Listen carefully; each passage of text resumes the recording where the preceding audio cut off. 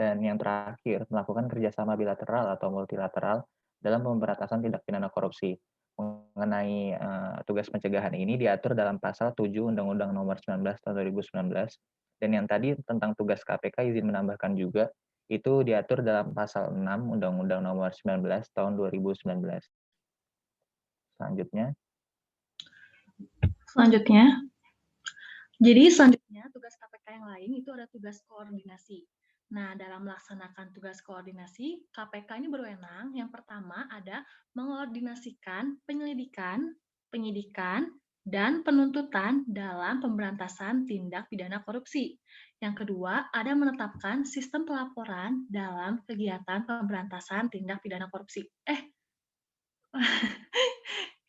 Yang ketiga, ada meminta informasi tentang kegiatan pemberantasan tindak pidana korupsi kepada instansi yang terkait.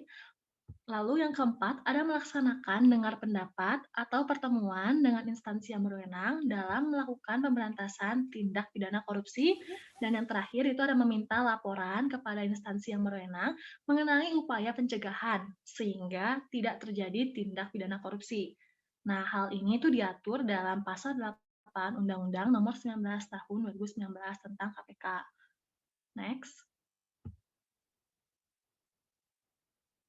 Nah, selanjutnya ada tugas monitor nih. Ada 3. Yang pertama, melakukan pengkajian terhadap sistem pengelolaan administrasi di semua lembaga negara dan lembaga pemerintahan. Nah, jadi KPK ini melakukan pengkajian nih terhadap sistem pengelolaan administrasi di lembaga-lembaga. Nah, kemudian setelah melakukan pengkajian, memberikan saran kepada pimpinan lembaga negara dan lembaga pemerintahan untuk melakukan perubahan jika berdasarkan hasil pengkajian yang tadi, itu sistem pengelolaan administrasi itu berpotensi menyebabkan terjadinya tipikor. Jadi kalau setelah dikaji nih, ternyata sistem pengelolaan administrasi itu terdapat celah nih untuk potensi melakukan tipikor, maka diusulkan untuk melakukan perubahan kepada pimpinan lembaga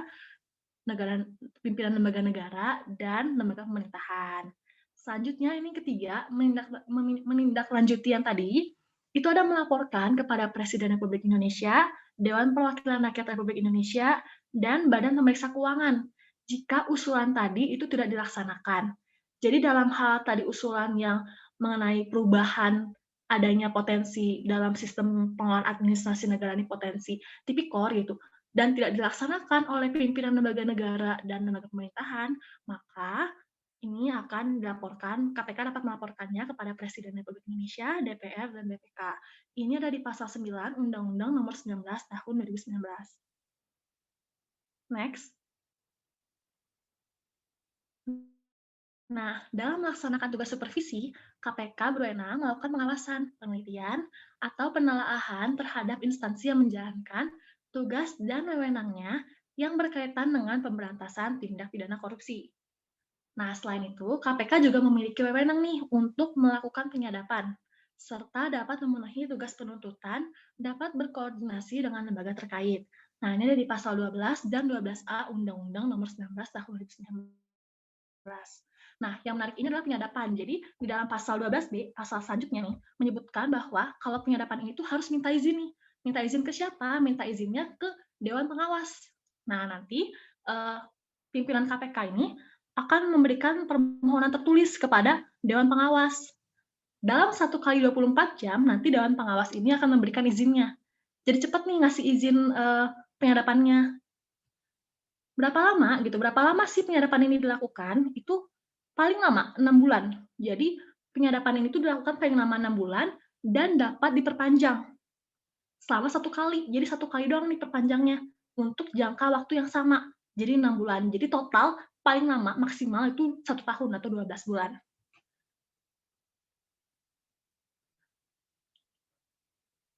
Selanjutnya, dalam menjalankan tugas dan wewenangnya, KPK ini berasaskan pada yang satu, kepastian hukum, yang kedua ada keterbukaan, yang ketiga ada akuntabilitas, yang keempat ada kepentingan umum, yang kelima ada proporsionalitas, dan yang terakhir itu ada penghormatan terhadap hak asasi manusia. Ini ada di pasal 5 Undang-Undang Nomor 19 Tahun 2019. Next. Nah, bahasan yang terakhir itu ada Strategi Nasional Pencegahan Korupsi. Ini ada di Perpres nomor 54 tahun 2018.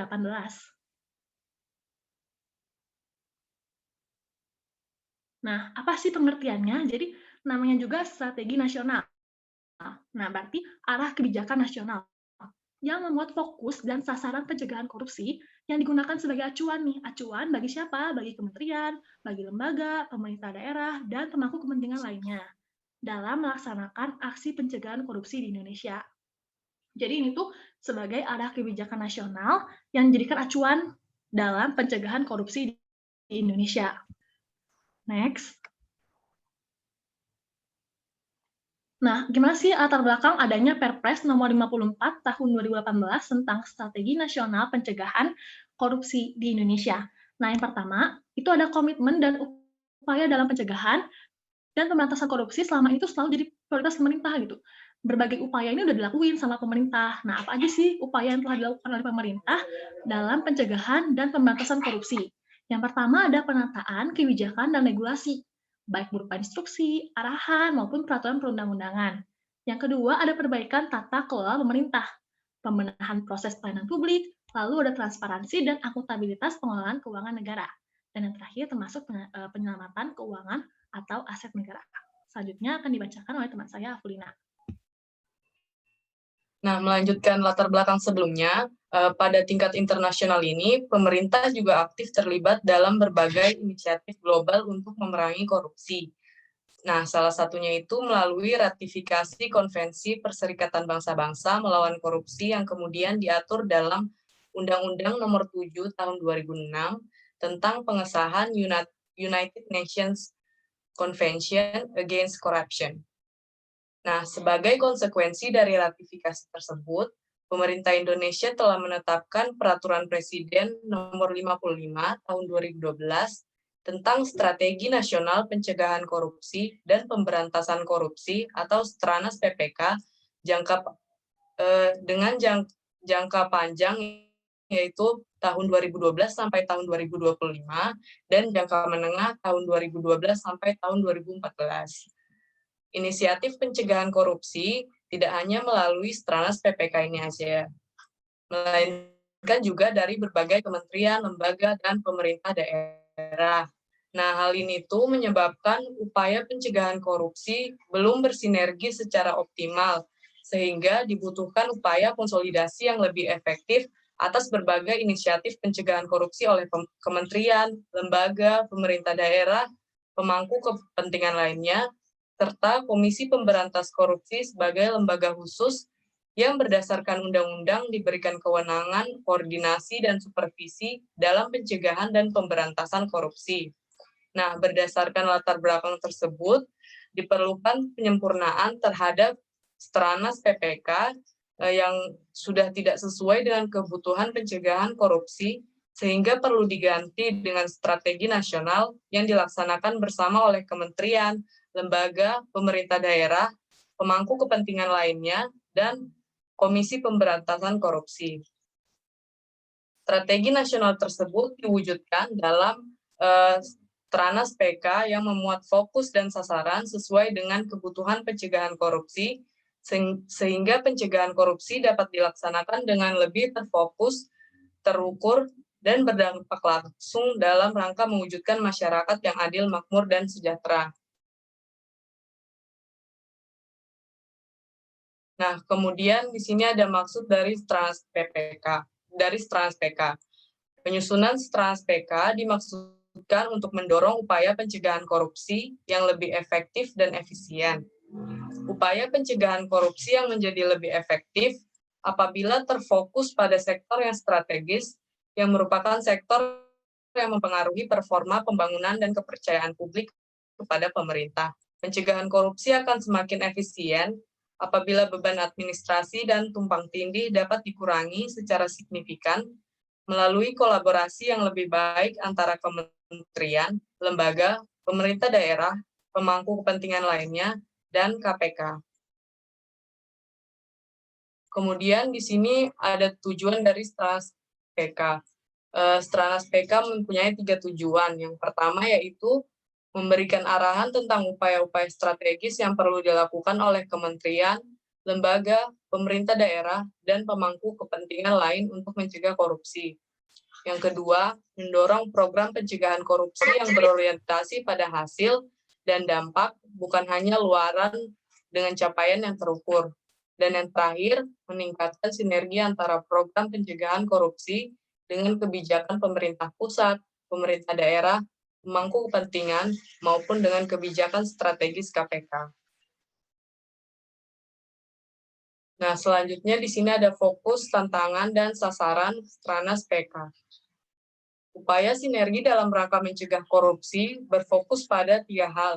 Yang pertama yaitu perizinan dan tata niaga, yang kedua keuangan negara, dan yang ketiga penegakan hukum dan reformasi birokrasi. Nah, yang pertama di sini ada tantangan dan sasaran dari perizinan dan tata niaga. Perizinan dan tata niaga menjadi fokus karena bersentuhan langsung dengan masyarakat dan pelaku usaha. Korupsi di perizinan menghambat kemudahan berusaha dan berinvestasi, pertumbuhan ekonomi, serta lapangan kerja. Korupsi di tata niaga berdampak pada biaya ekonomi tinggi pada komoditas pokok, sehingga menjadi beban, terutama bagi masyarakat golongan ekonomi yang lemah. Nah, tantangan dan sasaran upaya pencegahan korupsi terkait perizinan dan tata niaga adalah sebagai berikut.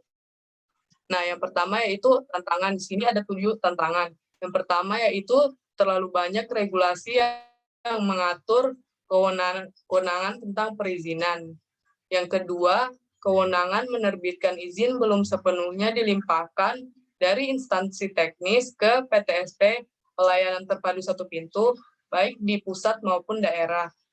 Yang ketiga, belum diberlakukannya standar layanan perizinan yang sama di seluruh daerah. Yang keempat, masih terbatasnya pelibatan masyarakat untuk mengawasi perizinan di tingkat pusat dan daerah. Yang kelima, menguatnya praktik kartel dan monopoli dalam tata niaga sektor strategis pertanian, perkebunan, kehutanan, kelautan, dan energi. Yang keenam, rendahnya pelibatan pelaku usaha dalam pencegahan korupsi. Dan yang ketujuh, belum berkembangnya budaya pencegahan korupsi pada sektor swasta. Nah, selanjutnya sasarannya yaitu yang pertama, menguatnya upaya pencegahan korupsi dalam pemberian perizinan yang meliputi yang pertama, simplifikasi kebijakan dan regulasi terkait perizinan. Yang kedua, percepatan pelimpahan seluruh kewenangan penerbitan izin menjadi satu pintu, baik di pusat maupun di daerah. Yang ketiga, pemberlakuan standar layanan perizinan di seluruh daerah. Yang keempat, pengembangan dukungan infrastruktur untuk penerapan teknologi informasi dalam layanan perizinan. Dan yang kelima, penguatan partisipasi publik dalam penyelenggaraan layanan perizinan di pusat maupun daerah. Kemudian sasarannya yang kedua yaitu menguatnya upaya pencegahan korupsi di dunia usaha yang meliputi yang pertama, penguatan pengelolaan basis data pelaku usaha pada berbagai sektor strategis di tingkat pusat maupun daerah. Yang kedua, penerapan sanksi yang tegas bagi pelaku usaha yang melanggar peraturan perundang-undangan. Yang ketiga, pengembangan strategi komunikasi dan advokasi manajemen pencegahan korupsi di dunia usaha. Dan yang keempat, pengembangan budaya integritas bagi pelaku usaha. Nah, selanjutnya yaitu tantangan dan sasaran dari keuangan negara. Pengelolaan keuangan negara pada prinsipnya menyangkut 2 sisi utama, yaitu penerimaan dan belanja. Korupsi pada sisi penerimaan negara menjadi fokus karena berdampak pada tidak tercapainya target penerimaan negara, serta pelayanan publik dan pembangunan menjadi tidak optimal dan tidak tepat sasaran. Korupsi pada sisi belanja terutama pada proses perencanaan, penganggaran, pengadaan barang dan jasa pemerintah, berdampak pada tidak tercapainya target pembangunan nasional. Nah, tantangan dan sasaran pencegahan korupsi terkait dengan keuangan negara adalah sebagai berikut. Pertama, tantangannya ada 5 tantangan. Yang pertama, masih adanya penyelewengan dan kriminalisasi petugas pada sektor pajak dan non-pajak. Yang kedua, belum optimalnya kerjasama pertukaran data keuangan dan perpajakan. Yang ketiga, belum terintegrasinya kebijakan, proses perencanaan, penganggaran, dan realisasi belanja negara. Yang keempat, pengadaan barang dan jasa belum independen dan didukung sumber daya manusia yang profesional. Yang kelima, masih terbatasnya pelibatan masyarakat dalam pengawasan pengelolaan keuangan negara di tingkat pusat maupun daerah. Kemudian sasarannya, di sini ada 6 sasaran. Yang pertama, teroptimalisasinya tata kelola penerimaan negara secara transparan dan akuntabel. Yang kedua, meningkatnya kerjasama pertukaran data keuangan dan perpajakan. Yang ketiga, terintegrasinya kebijakan proses perencanaan, penganggaran, dan kinerja birokrasi. Yang keempat, mendorong pemberlakuan pembatasan transaksi tunai dalam penyelenggaraan pemerintahan dan pelaksanaan program pembangunan. Yang kelima, meningkatnya independensi, transparansi, dan akuntabilitas proses pengadaan barang dan jasa. Dan yang terakhir, yang keenam, meningkatnya transparansi, partisipasi, dan akuntabilitas pengelolaan keuangan negara. Selanjutnya ada tantangan dan sasaran dari penegakan hukum dan reformasi birokrasi. Penegakan hukum dan reformasi birokrasi menjadi fokus karena korupsi terkait penegakan hukum dan birokrasi sangat mempengaruhi tingkat kepercayaan publik kepada negara. Nah, tantangannya ada 6, yaitu yang pertama, belum optimalnya koordinasi aparat penegak hukum dalam penanganan perkara, khususnya pertukaran informasi dan data lintas aparat penegak hukum. Yang kedua, masih lemahnya adaptasi proses penegakan hukum pada era digital dengan modus kejahatan yang semakin berkembang dan kompleks. Yang ketiga, masih terjadinya penyelewengan dalam penegakan hukum. Yang keempat, lemahnya independensi, pengawasan dan pengendalian internal pemerintah, inspektorat pada kementerian, lembaga, dan kementerian daerah. Yang kelima, lemahnya pengawasan sistem merit dalam manajemen aparatur sipil negara, belum meratanya kualitas keterbukaan informasi, serta partisipasi masyarakat dalam pengawasan layanan publik.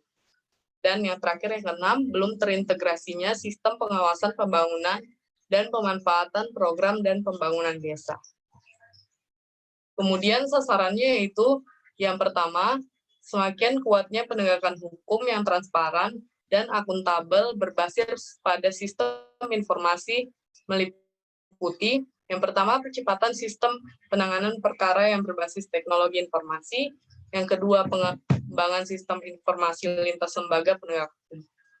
Kemudian sasaran yang kedua yaitu semakin kuatnya pengelolaan manajemen sumber daya manusia dan kualitas kelembagaan penegak hukum. Yang ketiga, terciptanya tata kelola pemerintahan dan budaya birokrasi anti korupsi, serta kapabilitas ASN yang profesional dan berintegritas. Yang keempat, semakin menguatnya implementasi strategi pengawasan desa yang bersinergi, terarah, dan terpadu. Dan yang kelima, terciptanya implementasi prinsip-prinsip pemerintahan terbuka atau open government dalam manajemen pemerintahan.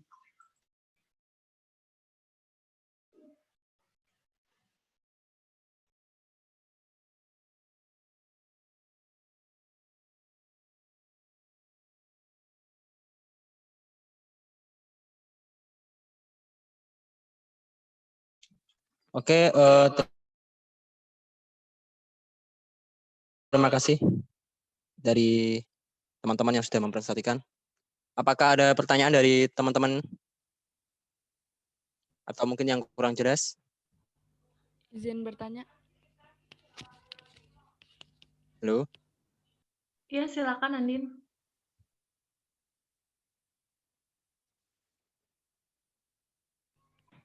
Nama saya Andin Trilisa, absen 6.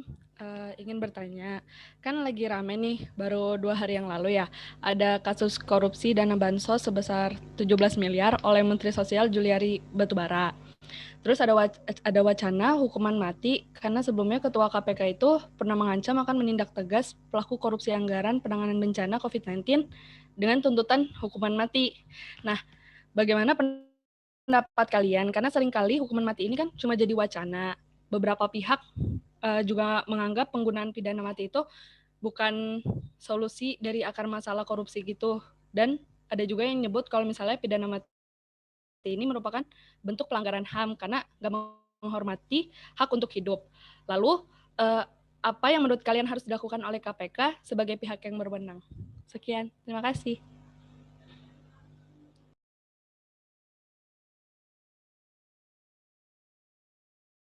Terima kasih dari Andin Trilisa.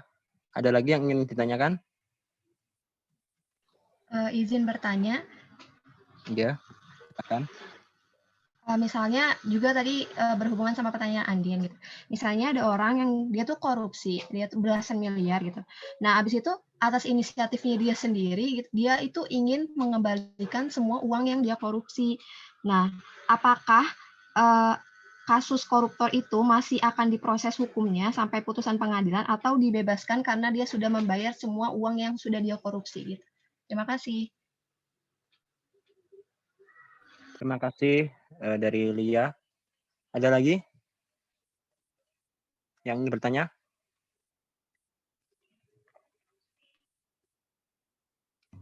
Izin bertanya, Iya, Yulika, silakan. saya ingin menanyakan dua hal. Jadi tadi terkait dengan strategi pemberantasan korupsi kan ada namanya upaya preventif ya, pencegahan. Nah, menurut pendapat teman-teman, seberapa efektif sih upaya pencegahan atau upaya preventif yang telah dilakukan oleh pemerintah saat ini dalam memberantas tindakan korupsi? Atau setidaknya dalam meminimalisir terjadinya tindakan korupsi yang ada di Indonesia. Terus kemudian yang kedua, sebenarnya apakah diperbolehkan seorang mantan koruptor itu menduduki posisi di pemerintahan?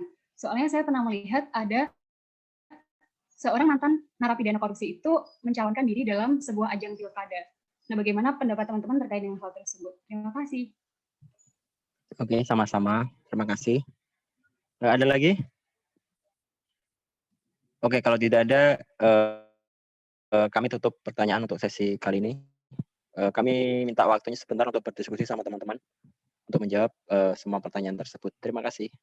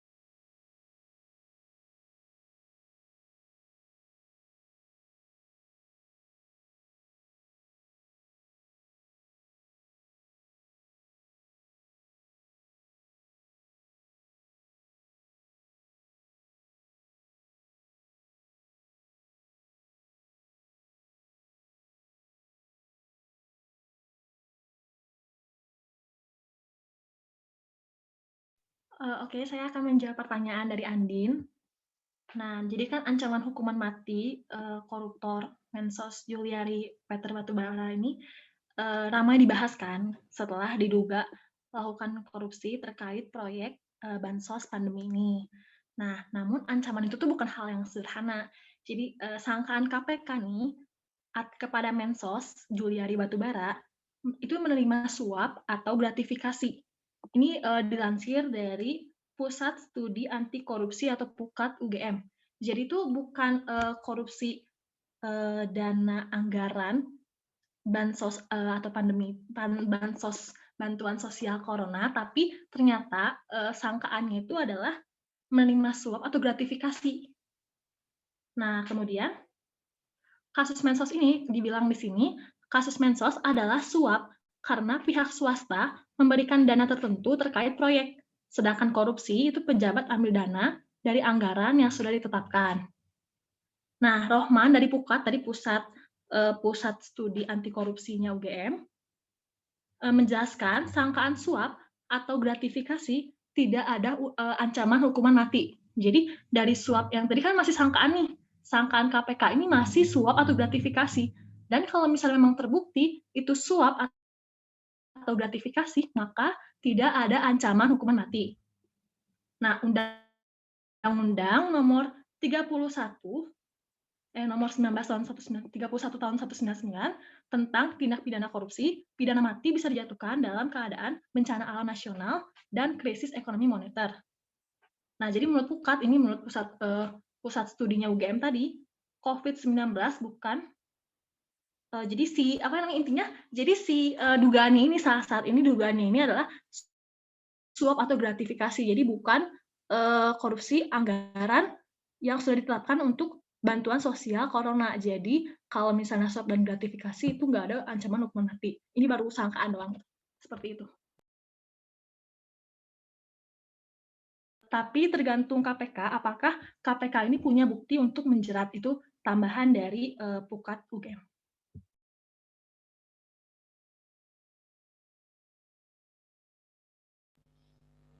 Baik, terima Apakah kasih Tia. jelas? Oke, sama-sama. Nah, selanjutnya saya akan mencoba menjawab pertanyaan dari Lia. Pertanyaannya itu, apabila seorang koruptor atas inisiatifnya sendiri mengembalikan uang yang telah dia korupsi sebelum putusan pengadilan, apakah kasus koruptor tersebut masih dilakukan proses hukumnya sampai putusan pengadilan, ataukah dibebaskan karena telah mengembalikan uang yang telah dikorupsi tersebut?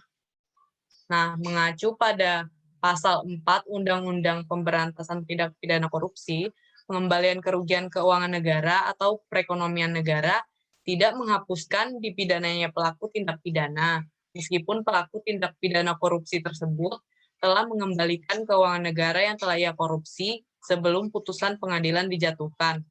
Proses hukumnya ini akan tetap berjalan karena tindak pidananya telah terjadi. Namun, pengembalian keuangan negara yang dikorupsi dapat menjadi salah satu faktor yang meringankan hukuman bagi terdakwa saat hakim menjatuhkan putusan. Bagaimana Lia? Apakah sudah jelas atau? Sudah jelas, terima kasih ya, Aquina. Baik, terima kasih.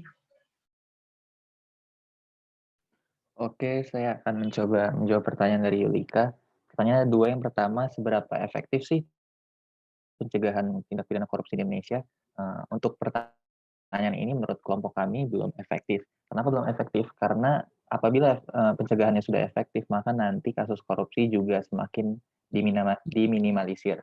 Namun kenyataan di lapangan bahkan saat ini untuk korupsi yang melibatkan nama-nama besar saja itu masih banyak. Apalagi dalam 1 bulan ini ada 2 ya menteri ditangkap.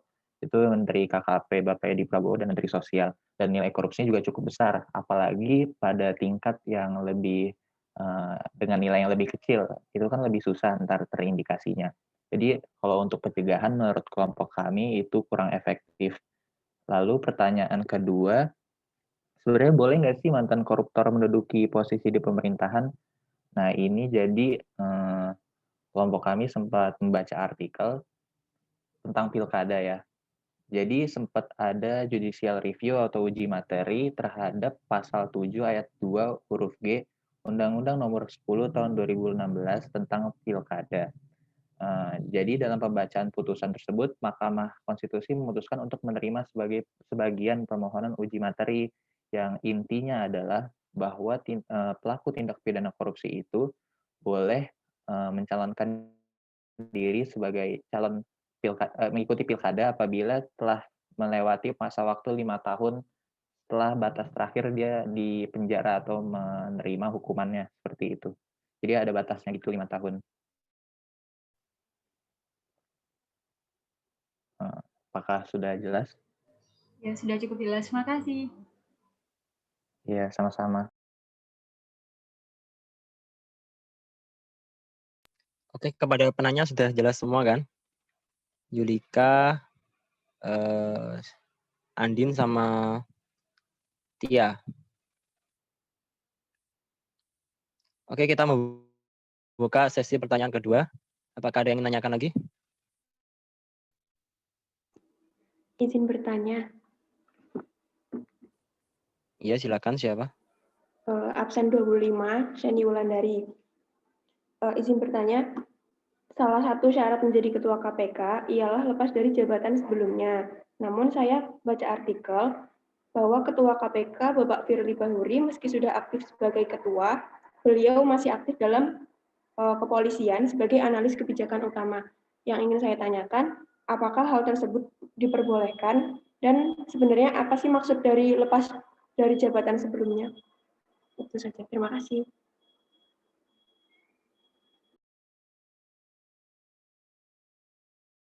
Oke, terima kasih kepada Sheni. Ada lagi yang ingin bertanya?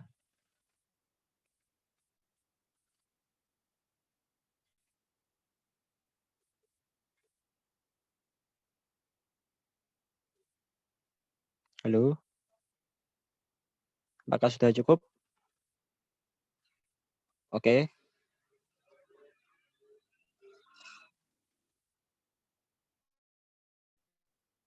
Saya akan berdiskusi sebentar sama teman-teman buat menjawab pertanyaan.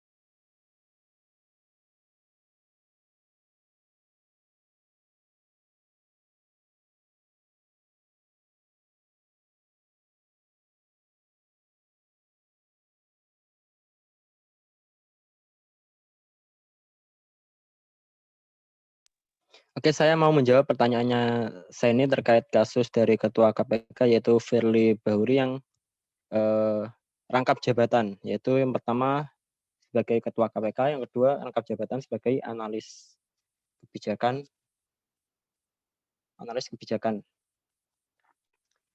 Itu dari kompas.com mengatakan kalau sebenarnya kalau misalnya rangkap jabatan itu dibilangnya dapat menimbulkan konflik interest, yaitu takutnya dapat menimbulkan konflik interest kalau misalnya ada urusan di Polri sama di KPK. Tentu juga akan mencoreng nama KPK yang tergolong berintegritas gitu. Tapi sedangkan di artikel lain juga mengatakan di Tempo kalau si Ketua KPK Firly Bahuri itu menegaskan dirinya itu sudah mundur dari jabatannya di instansi Polri sejak 19 Desember 2019.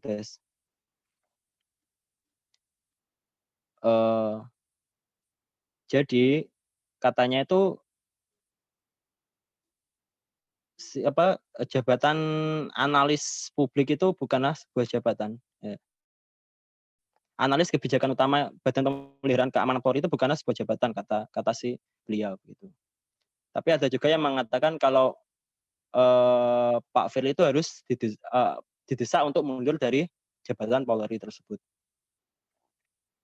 Ya kalau menurut kelompok kami ya harusnya tidak boleh rangkap jabatan agar tidak menimbulkan konflik interest antara kedua lembaga tersebut. Gitu. Apakah sudah jelas, Seni? Jelas, terima kasih. Oke, sama-sama. Oke, terima kasih untuk teman-teman yang sudah memperhatikan presentasi dari kelompok 5 dari kami. Terima kasih juga buat Bapak. Saya Zidan Al-Ghifari selaku moderator menutup presentasi pada pertemuan kali ini. Terima kasih. Wassalamualaikum warahmatullahi wabarakatuh. Waalaikumsalam warahmatullahi wabarakatuh. Cepet banget ini, nggak pada nanya lagi nih. Ya udah saya aja deh yang nanya. Saya nanya satu ya, tapi udah mau keluar ini. Sudah mau habis room Zoom-nya. Kita masuk ke room yang lain ya, yang sudah di-share tadi.